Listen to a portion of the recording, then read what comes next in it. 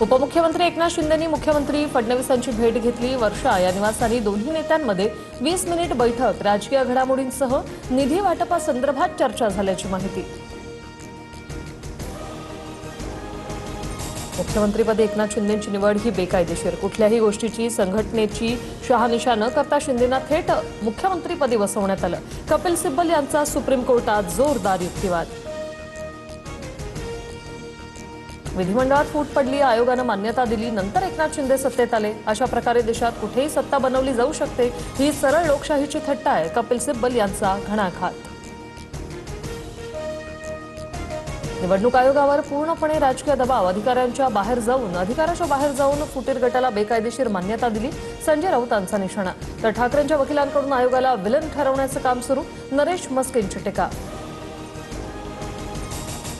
शिवसेना पक्ष चिन्हावरील सुनावणी अंतिम टप्प्यात, आज कपिल सिब्बल पुन्हा युक्तिवाद करणार। आमदार अपात्रतेवर कोर्टात युक्तिवाद करणार।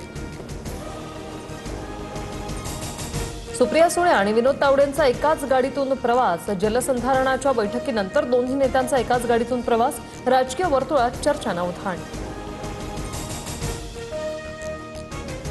दिल्लीत शरद पवारांच्या निवासानी खासदारांची बैठक संपन्न, अधिवेशन सुरू असल्यामुळे पवारांच्या 8 खासदारांसोबत चर्चा, मतदारसंघातील कामांबाबत पवारांकडून विचारणा, बैठकीनंतर अमोल कोल्हे यांची माहिती। 15 ऑगस्टला नाशिकमध्ये गिरीश महाजन तर रायगडमध्ये भरत गोगावले ध्वजारोहण करणार। दोन्ही जिल्ह्यात पालकमंत्रीपदाची अधिकृत घोषणा अद्याप नाही। शेवटचं आंदोलन अंतरवालीतच होणार, पण मराठे मुंबईत घुसण्याची दाट शक्यता। जरांगेंचा सरकारला इशारा, तर जरांगे सरकारपेक्षा मोठे झाले का? त्यांच्या धमक्यांना आम्ही घाबरणार नाही, लक्ष्मण हाके आक्रमक। योग्य गोष्टीची साथ द्या, पद बदलतात, परिस्थिती अढळ राहिली पाहिजे। जेव्हा योग्य कृती करणं सोपं नसतं, तेव्हा नेतृत्वाची कसोटी लागते। अन्न आणि औषध प्रशासन आयुक्त तुकाराम मुंडे यांची एक्स पोस्ट चर्चेत। भरती परीक्षा पद्धती सुधारणांसाठी राज्यात उच्चस्तरीय समितीची स्थापना, पेपरफुटी परीक्षा गैरप्रकार संदर्भात केंद्राचा कायदा आता राज्यात लागू करणार, मुख्यमंत्री फडणवीसांचे निर्देश।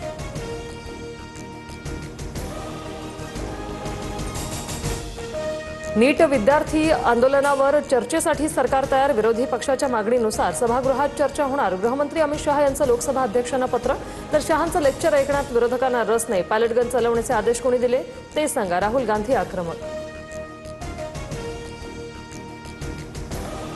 अमित शहा संसदेतून का पळत आहेत? शहांनी संसदेत येऊन लाठीचार्जसाठी माफी मागावी, अभिजित दिपके आक्रमक। तर जंतर मंतरचा दुसरा सीझन लवकरच सुरू होणार, दिपके यांचं सूचक विधान।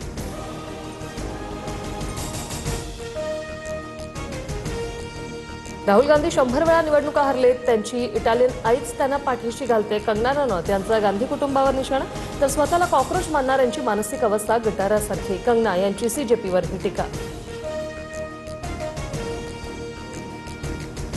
गडचिरोली सर्पदंश प्रकरणात 5 जणांवर गुन्हा, संस्थाध्यक्ष आणि काँग्रेसचे माजी खासदार मारुतराव कोवासेंसह मुलगा विश्वजितवर गुन्हा दाखल। धानोरा पोलीस ठाण्यात आतापर्यंत 5 जणांवर गुन्हा।